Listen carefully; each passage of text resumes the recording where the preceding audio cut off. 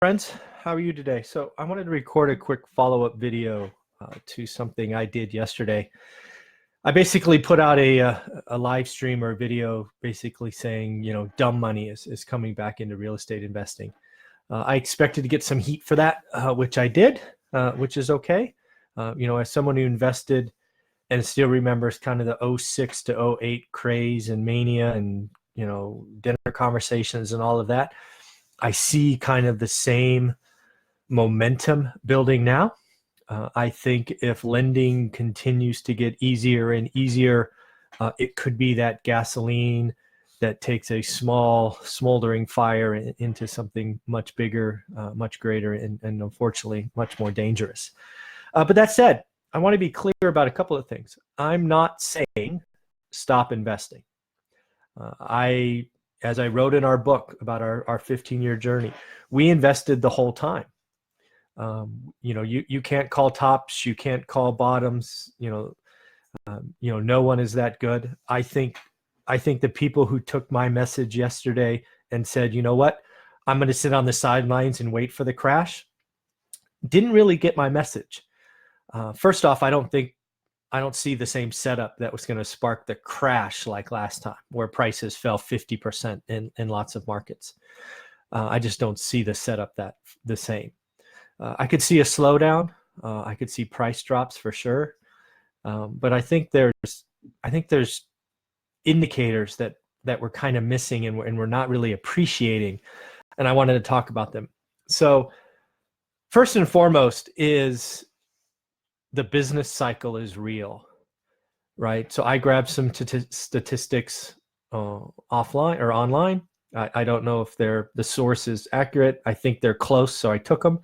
So I typed in unemployment rate for the last 20 years, just so I can go get the unemployment rate kind of around '07. And what I got was 4.7%. That felt right from memory. But what happened by 2009 or 2010, excuse me, is it exceeded 9%. And this is really what I wanted us to talk about in yesterday's video, is I think there are too many investors pricing their investment, whether it's an out-of-state investment or an apartment building, right, via syndication. I think it's being priced for perfection. And I think that's the big mistake in all of this. Yes, the last 5 years have been great, but so were 2003 through 2008. They were great. Shoot, the market that I was in went up 30% one year. Don't you think I love that? Yeah, but that's an indicator, right? That's not normal, right? There are parts of our country, the Midwest and the South, that had artificial gains the last couple of years because they were held down, right? They didn't really run up and crash last time. There's been a lot of East and West Coast money coming in. And I got to tell you, when the locals tell me they can't find anything and people are overpaying by 20%, that's a problem. Sure, maybe it's only 15 grand, right? So the absolute number maybe doesn't scare you. But when you think about it on a percentage basis, right, people are overpaying by 10, 15, 20%, that should scare you. Because I think, again, we're reverting back to pricing things for perfection. We're not really understanding that the business cycle will have ramifications. And what really scares me is when the business cycle gets going, real estate is a lagging indicator, right? So think about this, right? Unemployment starts to rise. Prices in real estate are sticky, right? Sellers don't drop immediately usually. So they stay stuck at yesterday's prices or yesterday's values. And then they play catch up.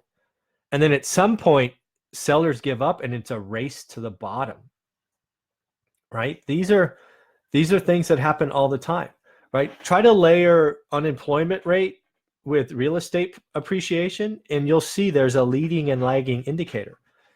And I think it's fair to say that the risk reward ratio today, 2019, is there's a lot more risk to the downside. And the upside is, I'll just call it limited, right? And if, something I had throughout my career was always, okay, if I can protect the downside, I'll let the upside take care of itself. So I think we need to start asking that. So again, as I said in the opening, I'm not saying stop investing. In fact, I think that's a total mistake. I think it's a crock when people tell me, oh, I'll wait for the crash and then I'll invest. No, you won't. I was there in 2010 and everybody disappeared. Right? That's why I was buying stuff hand over fist for land value, because y'all ran away. So you got to get in the game. You got to stay there. You have to answer this one basic question. What's a bad, average, good, and great deal in your market? And if you don't know how to do that, it's okay, right? There's people out there that can help you. I'm sure there's some stuff on Facebook or YouTube that can do that. I took the time to create an online course, how to get started one rental at a time, because that's a skill that I don't think a lot of people have. So I spent 90 days creating a course to answer that one question. And people are telling me it's working, it's helping them, because I think you can still make a lot of money in this business. You can still build cash flow. You can still buy undervalue. I'm still doing it. We're closing on 2 deals this Thursday, right out of the MLS. Again, think about that. I'm telling you that I think the real estate market's hot. I'm telling you we're near a top, but I'm spending $200,000 on 2 single family homes that we closed Thursday. Why? Because I know what a bad, average, good, and great deal are. And it's because I've been spent a decade looking every day and I know what's going on, right? I'm buying assets that I think are 10 or 15% undervalued, right? And then it will allow me to add value and sell for a little bit more. I'm still buying stuff and I still think you can make money. It's just I see the herd of investors, building, and I see all the dust from all the people running. And unfortunately, y'all are running towards a ledge. And, the more out of state investors that come to me and say I'm investing in state X, when it's sight unseen and you haven't vetted the supplier and you haven't done all these things, I feel for you. Because again, think about the unemployment rate. The business cycle is real. I just checked today and we're under 4% in 2019. What happens in that market if it goes to 9% again, which it did in 2010? So roughly 30 months. From under 4 or under 5 to almost 10%. It's going to happen again. I'm sorry. Some of us are going to lose our jobs, right? Some of us are going to not be able to pay our mortgage. It's going to happen. We live in an economy where we don't have the reserves, and we're so consumption based that the business cycle hurts and crushes people, right? Right? It's a recession when your friend loses a job. It's a depression when you lose your job. So think about the downside. I think there's too many assets being sold today that are priced for perfection. There's no downside.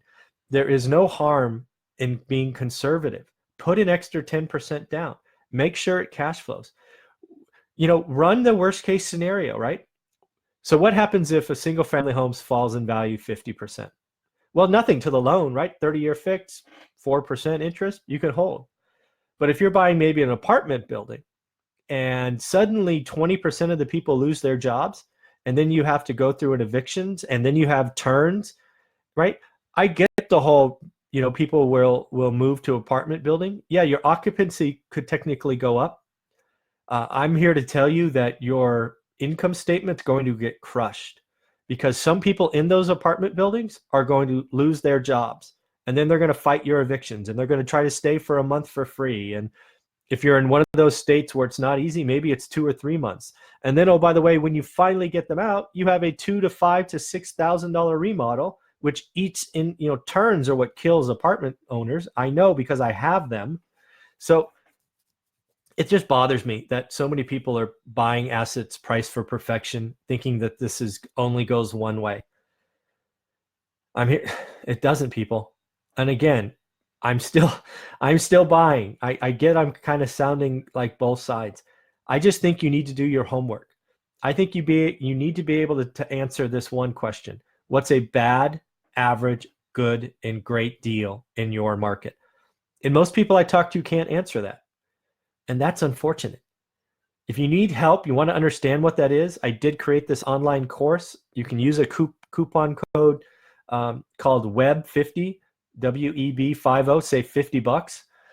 It's not about the money for me. I'm trying to help people save their time and save their money, right? This could get really bad. Now, again, I'm not calling for a crash tomorrow, The problem with the herd that's behind me is they're like at least a year and maybe 2 years away from the cliff. So this dust storm and all the herd mentality is only going to get bigger, and it's going to get bigger, and it's going to get bigger, and then it's going to be very ugly. So please protect yourself. Understand it's the business cycle that's kind of a leading indicator. So when unemployment starts going up, realize that real estate prices and values is lagging, but they will fall as unemployment gets worse. And again, real estate investing is still the best path to long-term wealth. It's the best path to getting out of the rat race. You just got to be careful. Don't be the herd. Don't do it just because everybody else is doing it. That's a horrible reason. Don't do it because your neighbor made $40,000 on a flip or $10,000 on a wholesale deal or $200 cash flow. Right? It's not 2016. The easy money was 2015 and 2016. It's not that market anymore. Be careful. Do your homework. It's still a great time, but please, please, please do your homework. If you need help, I can help you. There's a course with, once you have the coupon code, it's $149. It will save you tens of thousands of dollars. So again, I wanted to follow up to yesterday's video. Yes, I still believe dumb money is rushing into the market. I think it's a fact. I think the herd is a year to 2 years away from the cliff, which is really scary, right? Because I think we still have 10, 15, 20% upside in lots of markets. I don't like it when people tell me they stop investing and they're going to wait for the cliff. No, you're not. You're going to get scared and do nothing, and you're not going to have the homework and the skills to take advantage of the next market. Do your homework.